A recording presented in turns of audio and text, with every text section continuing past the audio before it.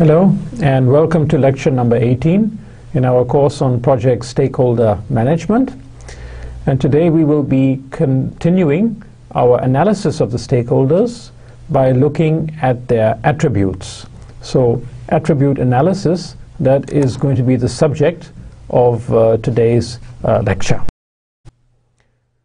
The attributes, as I pointed out, there are potentially quite a large number of them which we are interested in from an analytical perspective.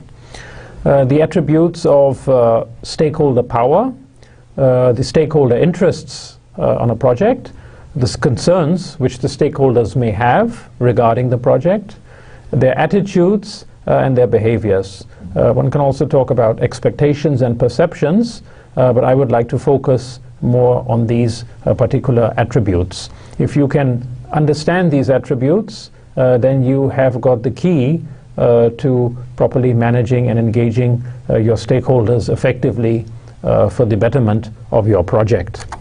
Let us look at the first attribute, which is the attribute of power. And you can see power, something very big, something very muscular here, the Incredible Hulk.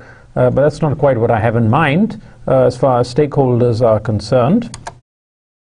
When we talk about power in the context of project stakeholder management and engagement, we are talking about a concept which is very complex to understand. It's very multi-dimensional or multifaceted in any context, and there are many different definitions of power. We have to come up with one which is suitable for the context of project stakeholder management and engagement. And from this perspective, there are basically three dimensions which we can identify as being relevant for our subject area. One dimension of power is the formal authority and control over project resources. That is the formal dimension of power, which is documented, which is accorded to different stakeholders, the authority. The second dimension of power is the spectrum of abilities which stakeholders have, whether it's an individual stakeholder, a person like you or me, whether it's a group as a collection of stakeholders, of individual stakeholders, or whether it's an organization. So that is the spectrum of abilities, and abilities can come in many shapes and forms, which we'll also be looking at. And then there is a third dimension of power. This is the dimension of coercion. Coercion, which is something you might have heard of. It has a negative connotation. Coercion, you're forcing, compelling someone to do something. In this context over here, I have taken coercion to mean the use of illegal or illicit means in order to force behavioral changes in stakeholders. So this is three dimensions of power: the formal dimension, the ability dimension, and the illegal or coercive dimension. And this is what we will have to consider. Now, defining power, as I just mentioned, there are many different definitions of power, and we have to come up with one which is relevant for our area. This is the definition which I am proposing over here, which I think is very suitable.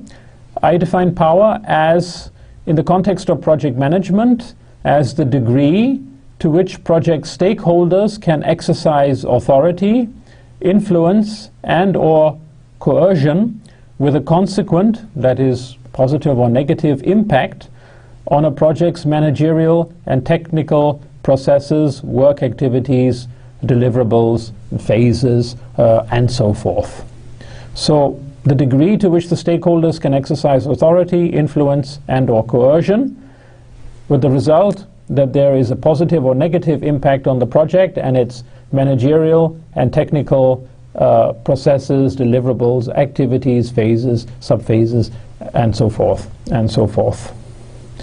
Now, power is important because by exercising power, it's possible that a project's cost, time, quality, risk, and other parameters can be affected, sometimes very deeply affected.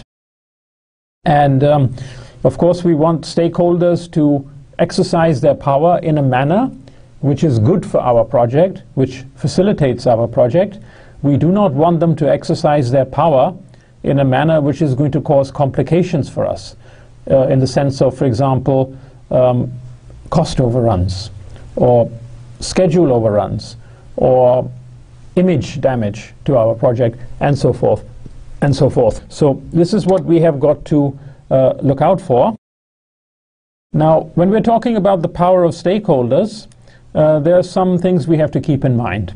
For example, the power of some stakeholders may only be transitory. That is, it applies only at a certain point in time in the project life cycle, or over a short period of time in one or more phases of the project life cycle.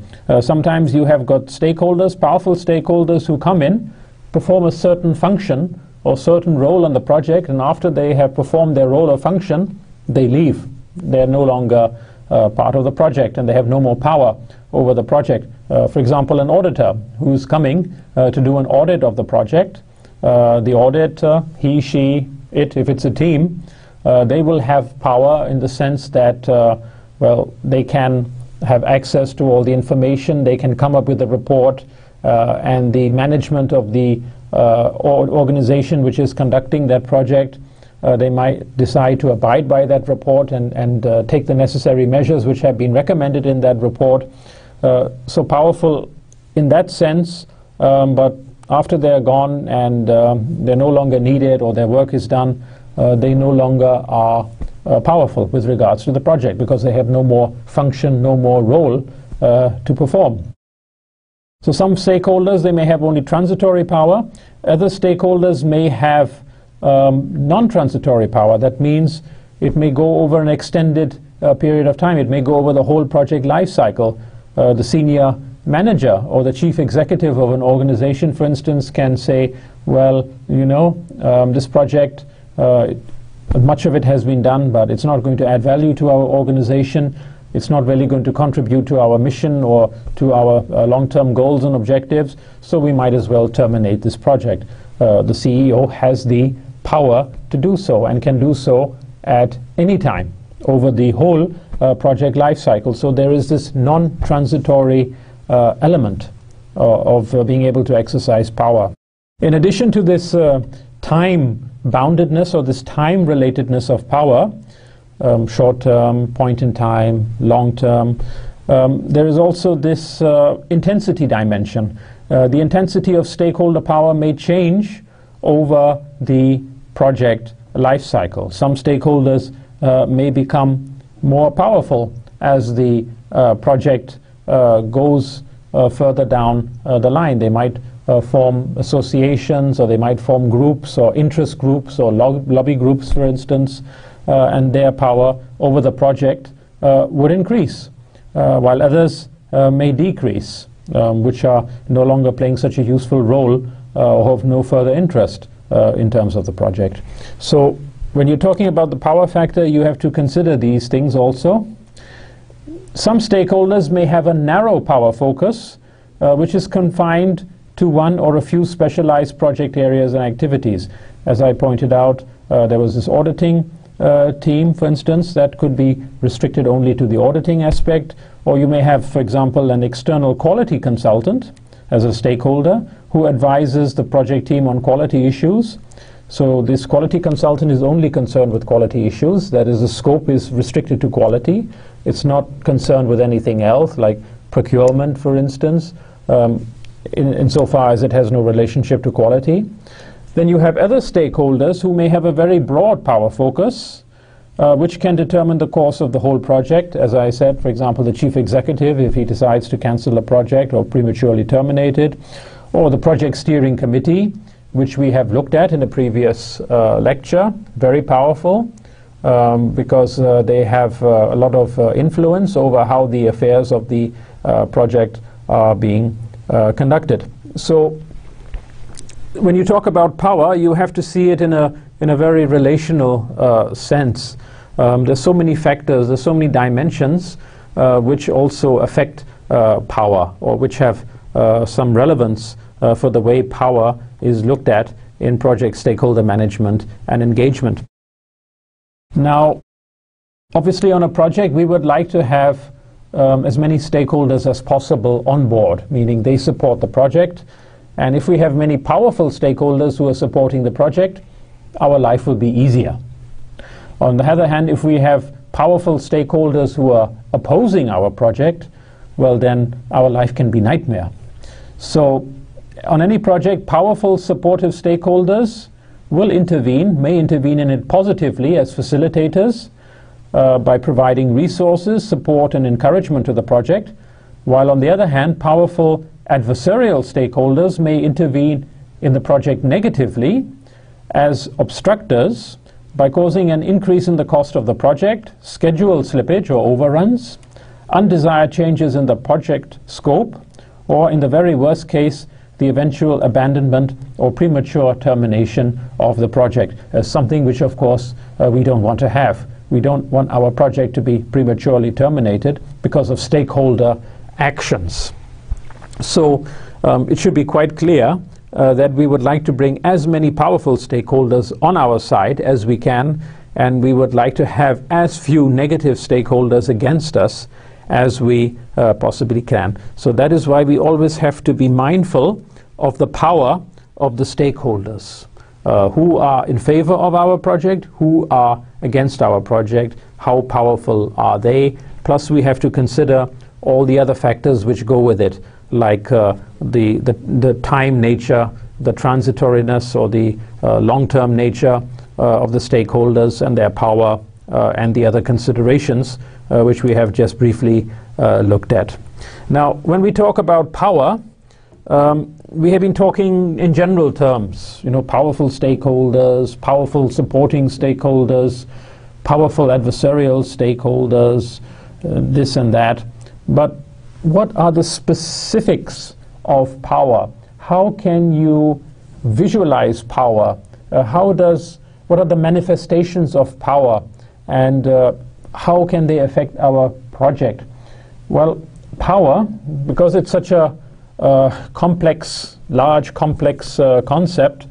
It has many, many manifestations, and actually there's so many of them that it's practically very difficult to comprehensively identify all of them. Well, I have made a little attempt over here, and I have brought several sort of examples over here, how to visualize the power of project stakeholders. If we look at the authority of the stakeholders, and I pointed out that power has 3 dimensions, and one of which is formal possession of authority by the stakeholders. Now, what can the stakeholders with authority do? How do they exert their power on the project? One way is they can do so by independently or jointly with other stakeholders. They can make, they can shape, they can amend, they can defer, they can expedite, they can prevent, they can challenge, they can halt, they can suspend, and or they can revoke decisions affecting the project, its phases, activities, processes, and or deliverables.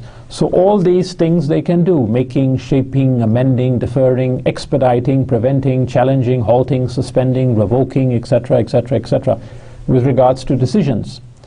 If a decision has been made, for example, to give the project funds, to allocate a certain level of funds for the project, and the stakeholder, a powerful stakeholder, can come and say, no, I'm halting this decision because I think this project is being given too many resources. There are other projects which deserve as much, if not more, resources. That would be a powerful stakeholder who can halt the allocation of resources by making a decision to halt the allocation, and so forth, and so forth.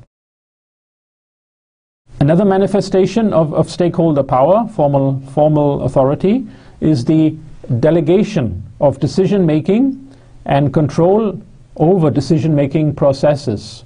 So one can hand over the ability or the authority to make decisions, as well as the control over decision-making, to other entities, to other stakeholders.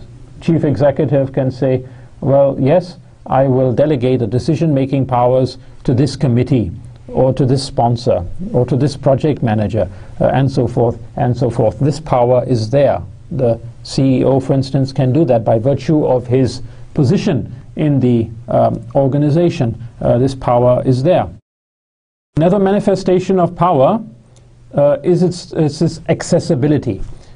Accessibility which can be either temporary or which can be permanent to resources.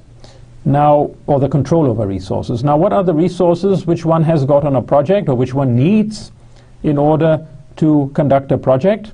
Well, there are many different types of resources. For example, informational resources. As we know, project management is to a large extent information management. If you look aside from the technical perspective, which also requires plenty of information, but information resources are crucial for projects. And if you have permanent or temporary access to informational resources, well, of course, it gives you a powerful position. Powerful in the sense that you have those resources which can make or break the project. The same way with financial resources. If you have access to these financial resources, very good, because you need financial resources in order to undertake the project. The same way with human resources, the same way with physical resources, which could be infrastructure or facilities, as well as the technological resources and all the inputs which are needed to undertake the project and everything which goes with the project. So the access to all these multiple resources in all their different forms, whether it's temporary or whether it's permanent, does put you in a position of power as a stakeholder. You have got access, other stakeholders do not have that access. So vis-a-vis those other stakeholders, you are in a position of power by virtue of your access rights. Some more manifestations of power. The authority to, take the middle point over here, or the last 2 points, authority to formulate and modify policies, rules and processes which govern the conduct of project stakeholders as well as the project itself. If you can sort of provide the framework for how stakeholders have to communicate, how they have to interact with each other, how rules are going to be, how policies are going to be, that puts you again in a position of power, because you have this authority which other stakeholders do not have.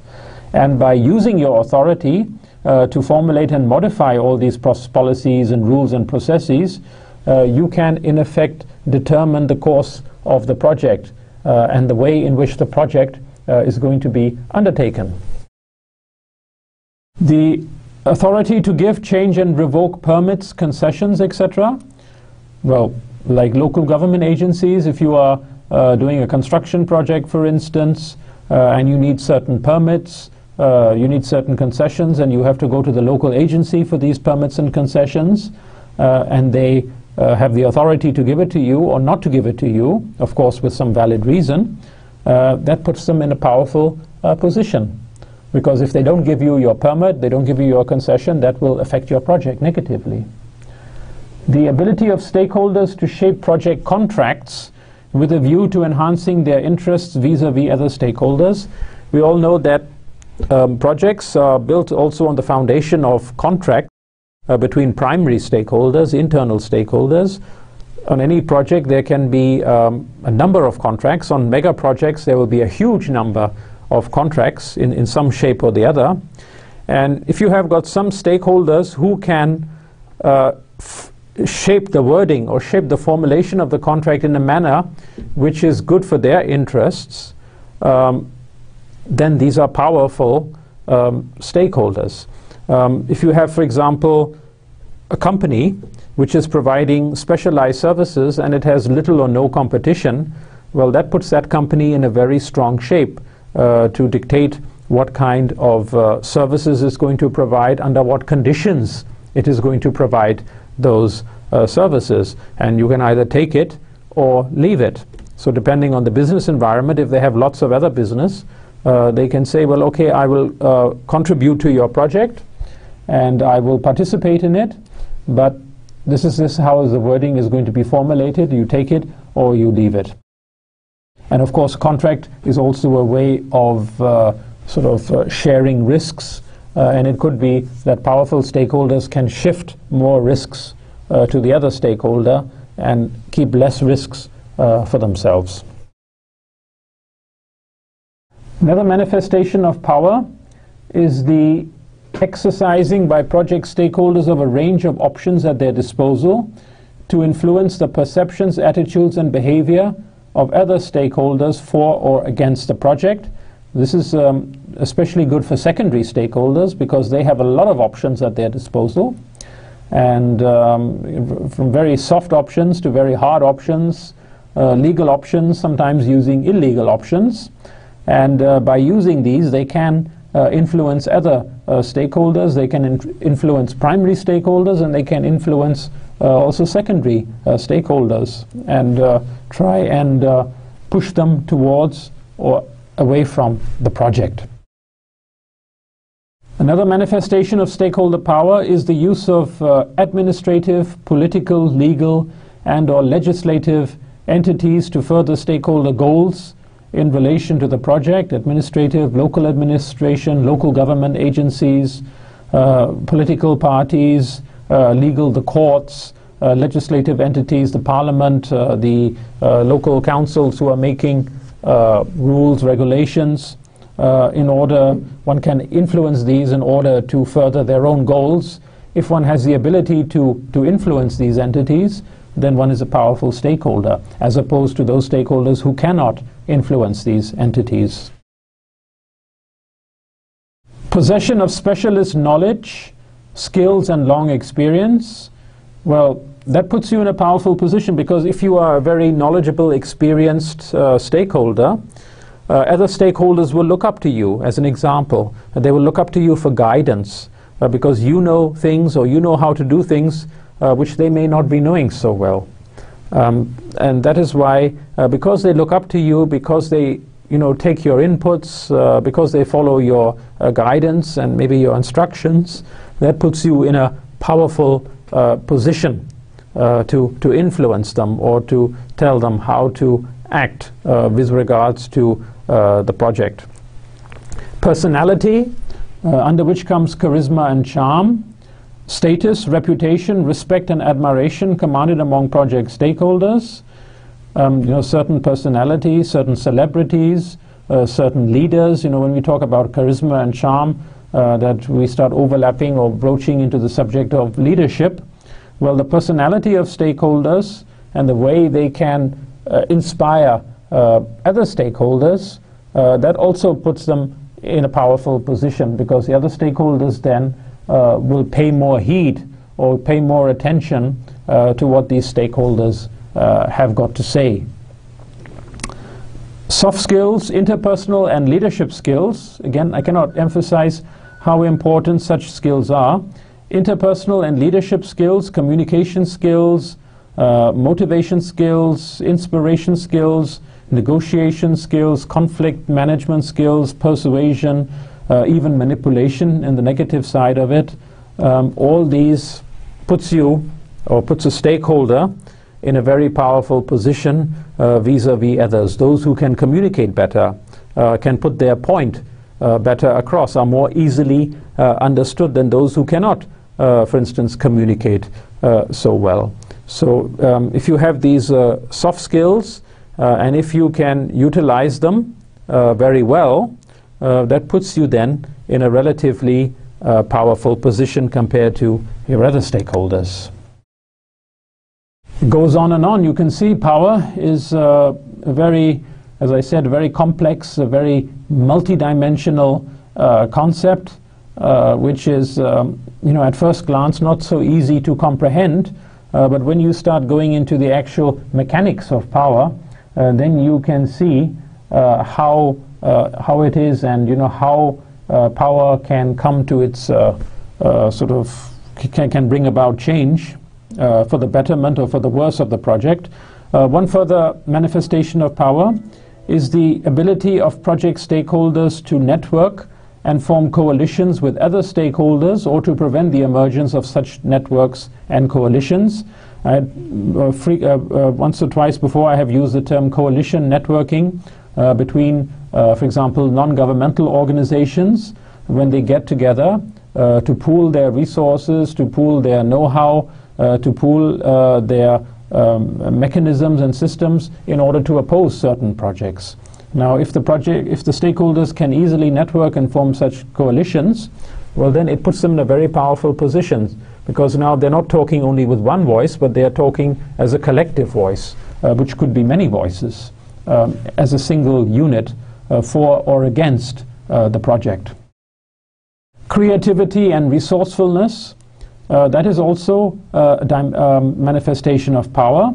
If you are creative, you're resourceful, you can come up with innovative ideas, innovative strategies, and that in itself is a source of power, because it opens up new avenues for action. It opens up perhaps new opportunities, and you can exploit those opportunities, and it can then bring benefits to your project. On the other hand, if you're opposed to a project and you can come up with some innovative ideas on how to oppose the project, well, that also puts you then in a powerful position, because that adds to the risk of that project and makes it more difficult to mitigate or to counteract. The effective use of information and communication technology and the media in support of or in opposition to the project. I pointed out in one of the previous lectures when we were talking about the driving forces behind the interest in stakeholder management and engagement.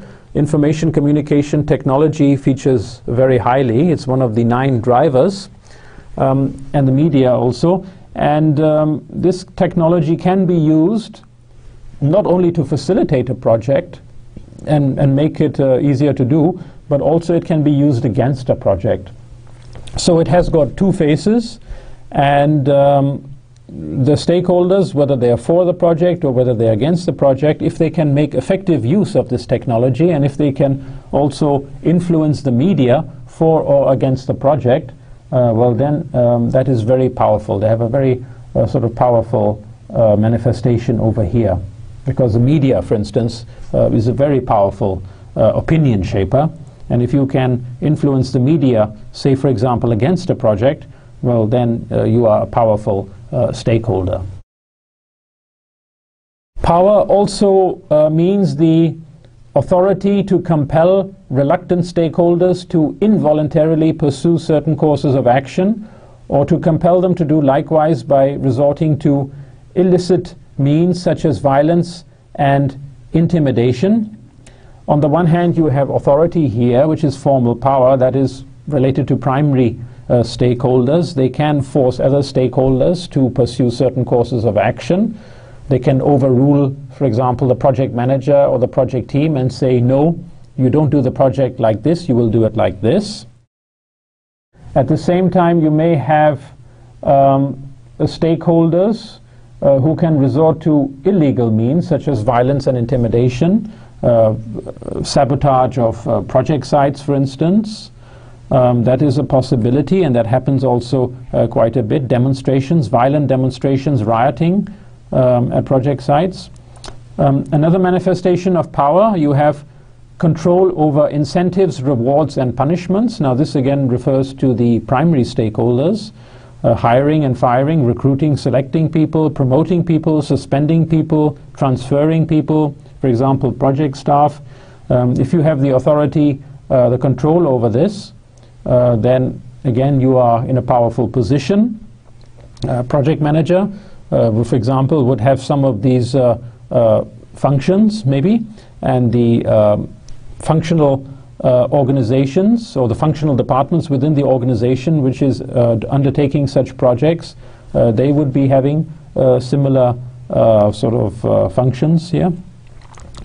These are all manifestations of power, very large number of manifestations, and as you can see, we have just gone over some of them. We have not even gone over all the manifestations, because there are so many of them.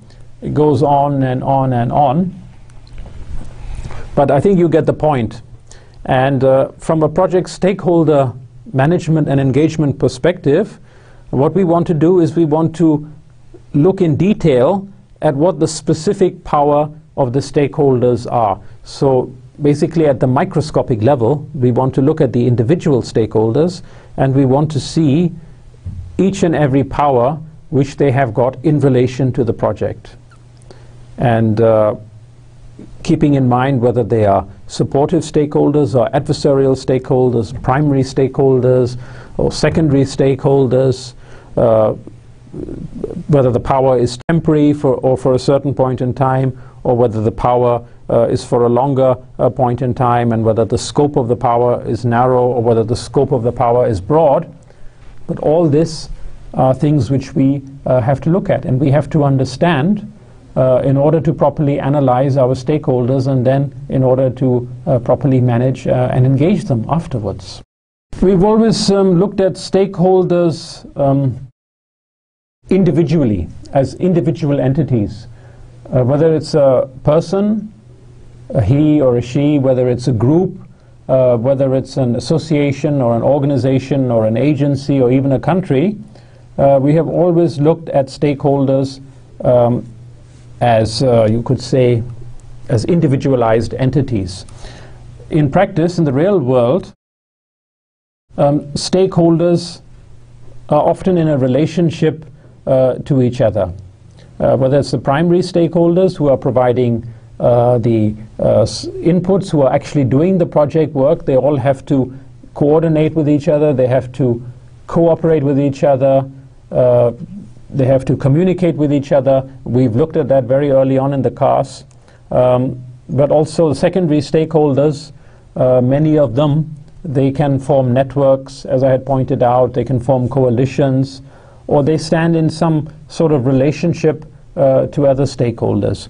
So when we are really looking at stakeholders, we have to take a more holistic view, and we have to then see how all the stakeholders are in relationship to each other. And that is why all these circles over here, they all represent different stakeholders, and all the yellow lines over here, they represent the relationship between stakeholders. You can see some stakeholders, there's just a few stakeholders who are sort of directly or indirectly in a relationship with each other, or there can be a larger number of stakeholders who are in a relationship with each other. But power comes also in these networks. It is possible, for example, that you might have a stakeholder who has got low power, and there you have seen I have written here the words low, sometimes low minus, which means very low power. And these stakeholders, as individuals, they may not be able to affect the project very much. They are not powerful because they cannot directly affect the project very much, but through their relationships with other more powerful stakeholders, they could have some impact on the project, whether it's positive or negative. As you can see over here, for instance, here in red high, this is a stakeholder which may have a high influence on the project.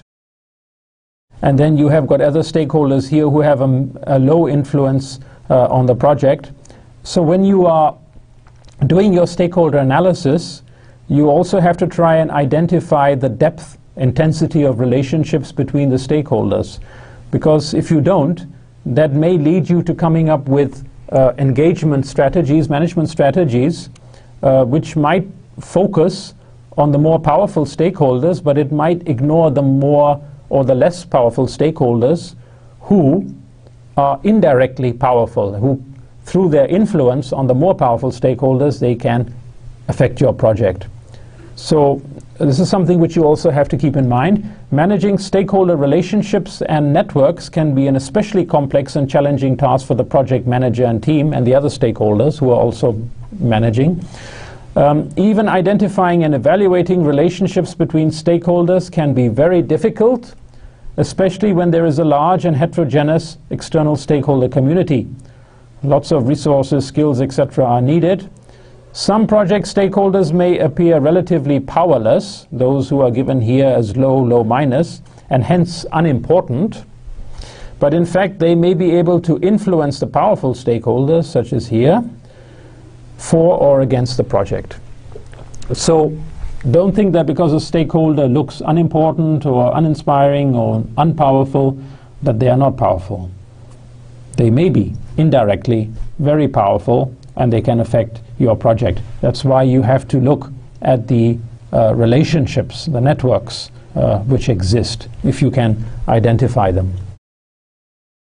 When you talk about power and project stakeholder engagement, well, you know, stakeholder may have varying degrees of power, may have a low degree of power or medium, moderate degree of power, may also have a high degree of power. And of course, there are all kinds of different intensities of low and moderate and high. You may have then, you know, some projects which are very important.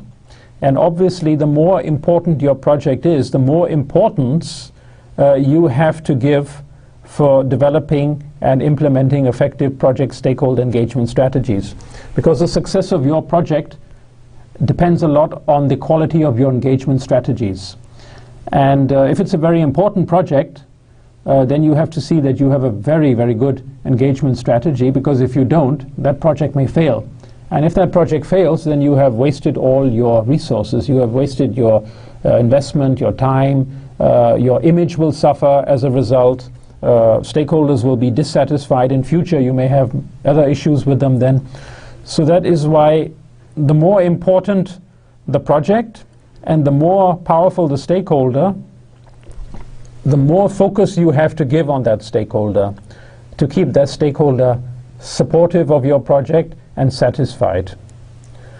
If the power of the stakeholder is very low and the importance of the project is very low, that means there is less need for extensive allocation of resources for stakeholder engagement. It doesn't mean that you should ignore the stakeholders. Remember what I just pointed out a moment ago, that even unimportant stakeholders, seemingly unimportant stakeholders, they can be quite powerful for your project indirectly.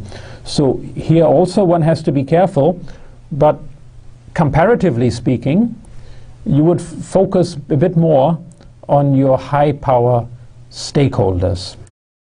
This is the point which I'm trying to make in this slide which is given over here. So I think I've said a lot about power now. You can see the gist. Power comes in the context of both primary stakeholders as well as secondary stakeholders. Power has many dimensions, and it's not only about authority, but it's also about soft skills, it's also about experience, it's about knowledge, it's about resourcefulness, innovation, and how you can sort of persuade people to come and support, or persuade stakeholders to support your particular view of the project. Now let us look at the interests, the stakeholder attribute interests. And as we know from the definition of stakeholders right at the very beginning of this course, a stakeholder is by definition some entity, whether it's an individual or whether it's an association or organization, country, whatever, it's some entity which has an interest in the project. It's affected by the project, or it's going to be affected by the project, no matter in what intensity, at a low intensity or a high intensity, but it has some interest in the project. And there are many different dimensions of interests. Stakeholder could be having an economic interest in the project, might be finding a job on the project, and there'll be a nice income generating opportunity, or might have some business interest, can sell items which will be used by the project, or maybe some ecological interest. The stakeholder is concerned about damage to the natural environment, the fauna and the flora, is very engaged environmentally, and has an ecological interest in the project, etc., etc., etc. So there are many different possible interests which a stakeholder may have, and it's not necessary that a stakeholder only has one interest. A stakeholder can have several interests, and the intensity of interest is not necessarily static. but it's dynamic, and it will also vary over time, and also the intensity of interest will vary for different stakeholders because they are affected differently. As a young person, for instance, might be having a big interest in a project. As I said, for example, job opportunity might be there. It's also a prestige, social prestige by being involved in a large project. Other interests may be there. That young person's neighbor, maybe elderly couple, may not be so interested in the project. They have no economic interests, they have no business interests, or they have no social interests or other interests. So it's quite possible that different stakeholders, even those who are in close proximity of each other, they perceive the project differently. They have different interests with regards to the project, which of course can change over time. So if you're looking at this slide over here, interest precipitating issues and concerns, not only looking at it negatively, but of course also positively, as I just mentioned, with the economic opportunities. One has to ask oneself, does the stakeholder have an interest in the project? If it has no interest, okay, well, or then not even a stakeholder in the definitional sense of the word. But if the stakeholder does have an interest in the project, yes, well, then one has to ask oneself, what kind of interest? Is it a high interest, a moderate interest? It's a low interest? One has to go into the specifics. And then one has to consider the time factor. Because as I just pointed out, interests can change over time. You may have no interest in a project today. Tomorrow, you may have interest in it. You see opportunities for you with the project. Or you see maybe some possible disadvantages with the project. So this interest will be there whatever way. The time factor has to be taken into consideration. Now, let us look at concerns. Now, concerns are feelings or emotions which a stakeholder has towards an issue which is associated with a project. Concern is usually used in the negative sense. I have a concern. I'm a bit worried about something, some issue. And what could the issue be? And there are many different issues or many different concerns which stakeholders have regarding projects, and we'll be looking at them also in this coming classes when we are talking about options. A stakeholder may have several concerns of varying priority which influence his, her, or its attitude and behavior towards the project, while concerns like interests, they are not static, they may also change over time. You may have few concerns today, but when the project actually starts taking place and you can see physical work ongoing, and then you think, oh my goodness, that I'm concerned now about this, I'm concerned about that, I'm worried about this, I'm apprehensive about that. So concerns can change, they can increase over time, they can also decrease over time. Initially, one might have a lot of concerns. One might think that this project is going to cause a lot of disruption to the community, but then when the project is ongoing, one sees that maybe there's not that much disruption to the community. So the concerns may then go down over time. So concern is usually, it's a feeling or emotion, usually used in the negative sense, which a stakeholder has towards a project. I think we'll all be coming to these shortly again in this class, and also especially in the coming classes.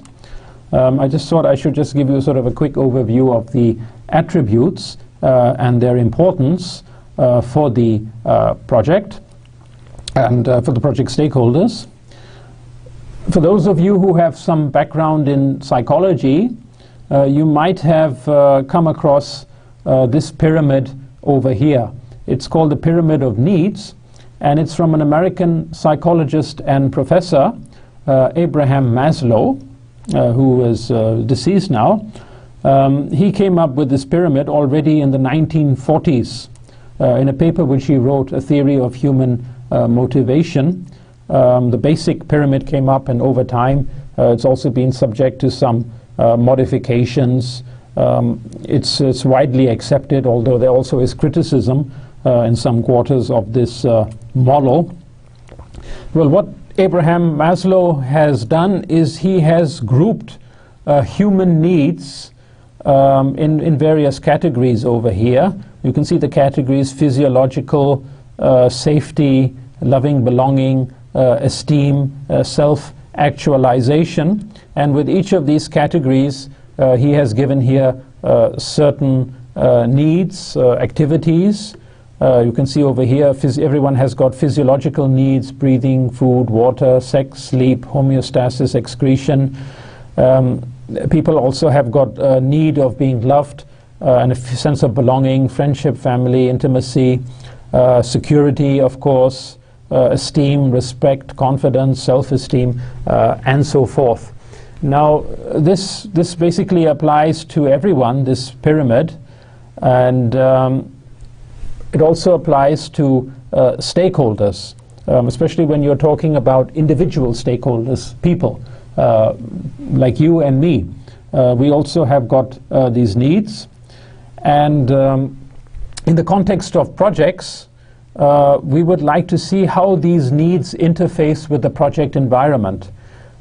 Is our project, or is the project which is being undertaken in our proximity or in our neighborhood, is it going to conflict with these needs over here, or is it going to be consistent, or is it going to facilitate our needs? And it's really how people perceive this interfacing which to a large extent will determine their attitude and consequently their behavior towards the project. If, for example, you think that the project is going to result in an increase of crime in your neighborhood, that means it's going to negatively affect the safety dimension of your needs, then you would be logically, in a rational framework, you would be more prone to opposing that project. But if you think that a project, for example, is going to bring you employment, or it's going to be good for your family, or if you think that it's going to be good in other ways, sort of improving your self-esteem, your confidence, then you will be more prone to supporting that project. So this is a very important sort of tool over here, this pyramid of needs, which can then be related to the project and its environment. This is something which I'm not going to go into right now, because actually I'm planning it for you as an assignment about individual over here as a stakeholder who is involved in a project. Now, this is an acquisition project. Under this acquisition project, you will be having a large company. In this case, I've selected a large IT software developer, which will be taking over a smaller company, one of its competitor companies. It's acquiring it, it's taking it over. And your job will be to identify as many concerns as you can which an employee in the smaller organization, let's consider this person over here an employee in the smaller organization which is being taken over by the large software developing organization. You have to identify as many concerns as you can which this person may have in connection with this project. Now, I always attempt these assignments. In this case, I made it a class discussion, but I will, for you, make it your assignment. I always solve these types of assignments by trying to put myself mentally in the position of that person who is affected. Suppose you are working for an organization, and suppose your organization is being taken over by a bigger competitor organization. What concerns would you have? You specifically. This is how one would have to attempt this assignment. And of course there are many concerns. There are, I don't want to divulge much, because then it won't be an assignment then if I'm giving you away all the answers.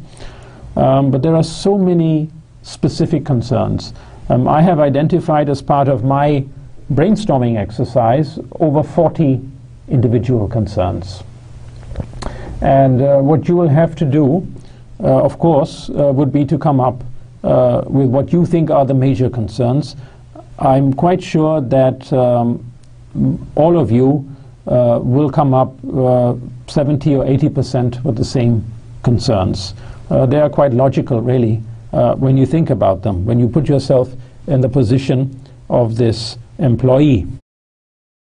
Anyway, I leave that up to you to see how creative, innovative you can be. But in the meantime, let us just, recap all what we have been doing with regards to the stakeholder attributes, whereby we have focused most of this lecture on the power attribute, because we will be looking in more detail at the other attributes in the coming class, where we look at, for example, attitude and behavior of stakeholders. Maybe I'll say a little about the expectations and perceptions and the expectation-perception gap, which can be coming up with regards to project stakeholders. So please keep in mind that stakeholders have a very large number of attributes, and we are specifically concerned in those attributes which have a consequence for our stakeholder management and engagement, where we can come up with very good strategies, very effective strategies, hopefully also efficient strategies for managing and engaging our project stakeholders. And in order to do that, we have to understand their power, how much power they have got on our project. And we have to see all the ins and outs. We have to try and identify the specifics of their power, not just saying they are powerful stakeholders. We have to engage them. One has to know a little bit more. And project stakeholder management gives us the tools. It gives us the framework for looking at our stakeholders and looking in detail at their powers. Project stakeholder analysis, as part of our management and engagement process framework, looks at all these things over here. It also looks at the relationship aspect, which normally would not be looked at in very great detail in project management. You would look at stakeholders in conventional project management as entities. You will not look so much at the relationship which exists between those entities. You would only look at them from the perspective of the project, centered on the project, but you would not look at the relationships which exist between them. As you can see, for example, in this network over here. Well, project stakeholder analysis does this for us. It depicts these relationships. It asks what type of relationships exist, what type of driving factors exist which give this relationship. What is the intensity of this relationship? What is the strength of this relationship? How durable is it? And so forth. These are all the questions which you will ask in project stakeholder analysis. Without stakeholder analysis, you wouldn't be asking these questions, and then you would be leaving a big gap, which could cause a lot of complications for your project. The same way, attribute analysis looks at the interest in a project, and I've already given you here a few examples of interests: economic interests, financial interests, social interests, ecological interests, cultural interests. You could add security interests. You could add every stakeholder has got some interest, whether it's an individual stakeholder, whether it's an association, whether it's an organization. They all have got some interest in a project by definition. And these interests, as I pointed out, they can change. And different stakeholders will have different constellations of interests. They may have multiple interests. They may have one interest only. Depends on the stakeholder. We have to look at their interests, and we have to see how their interests are changing over the course of time. And then we have the concerns of the stakeholders. All the stakeholders may be having concerns. Some stakeholders may have no concern. regarding a project. Other stakeholders, they may have many concerns regarding a project. Like interests is also can be dynamic, possibly more dynamic. Quite possible that a stakeholder can be relatively unconcerned today, very concerned tomorrow, and again relatively unconcerned the day after. Over time, it can all change. It depends a lot on the information which that stakeholder is getting. It depends also on how that information is being processed internally by that stakeholder, and so forth. So concerns are also a very big topic. And then we have here this pyramid of needs. And as I pointed out, every individual, we're not talking about organizations here, now we're talking about individuals. Every individual has got basic needs. I'm sure all of you, most of you, would have heard about this pyramid over here, Maslow's pyramid of needs.